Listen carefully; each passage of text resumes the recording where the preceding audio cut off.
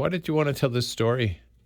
You know, Christine Welsh is the co-producer on this story, and she initiated it along with Janine Carrier at the University of Victoria.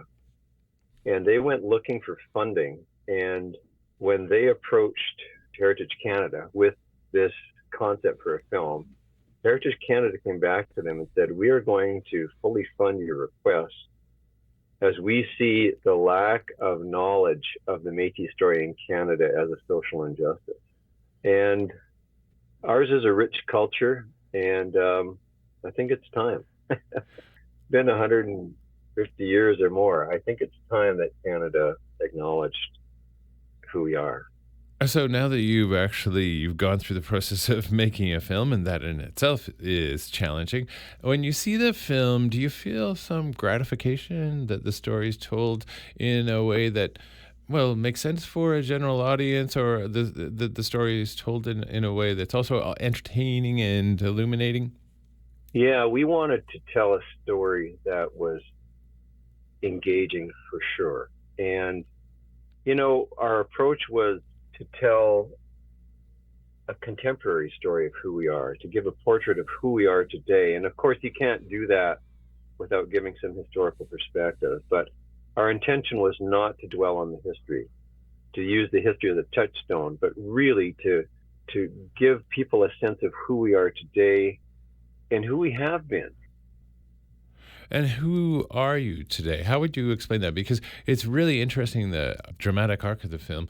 And it does, of course, there's some expository information that needs to be told historically.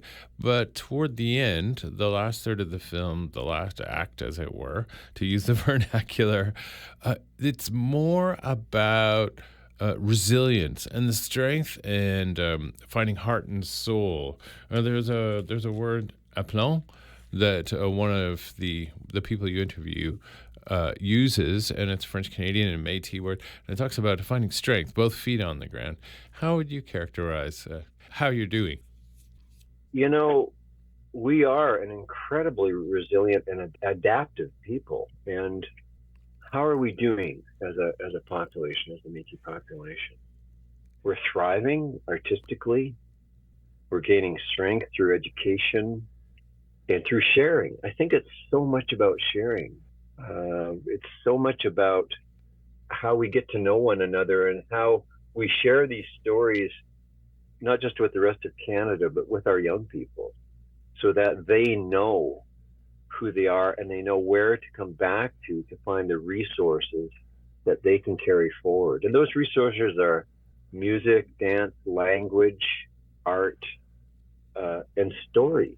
And that's what we wanted to provide. We wanted to provide lots of good information, and we wanted to not just inform people, we wanted to inspire people to dig deeper.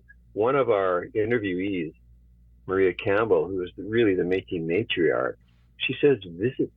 Like, you need to visit with people. You need to sit down and talk to people. Yeah, you invite people to visit and inspire people with the film. I mean, the animation is kind of integral in making the film flow. There's some beautiful images of women creating clothes, for example, and images of transition along the map work as well. What's your background into getting into making films? Tony, I've been making films for more than 40 years. I started in 1982 when I got cast in a film shot in Edmonton called Running Brave, which was the story of Billy Mills winning a gold medal at the 1968 Tokyo Olympics. And they were looking for Native athletes, and I ran with a bunch of other guys and got cast as Mohamed Gamoudi from Tunisia, the silver medal winner. in the big Olympic race.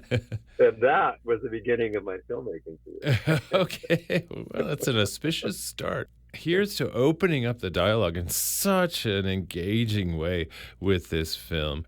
And I would say, too, that music is a big part of our film. We wanted to really bring the film forward. We have got an incredible composer, fiddle player, Kathleen Nesbitt. Well, I'm going to go out of our interview and encourage people to come see the film, of course, when it screens during the Dreamspeakers International Indigenous Film Festival going on this weekend in Edmonton at Metro Cinema. But maybe we'll go out with something. Can I play a piece of music from our extensive library for you?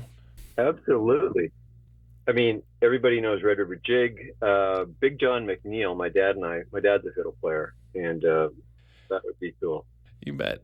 Okay, Tony. Yeah, thanks, Gregory Coyes, for taking the time to chat in between appointments today.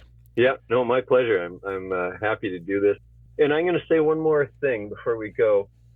We felt that we wanted to challenge the Canadian state and Canadians generally to begin to recognize who we are. That was part of our intent with this film, and we really feel that it's time to do that. Okay. Well, keep well. Good, sir. Yeah, all the best. Pleasure chatting with you. Yeah. Okay, take care. Yeah, Greg. pleasure. Okay, Tony. Bye-bye. Bye-bye.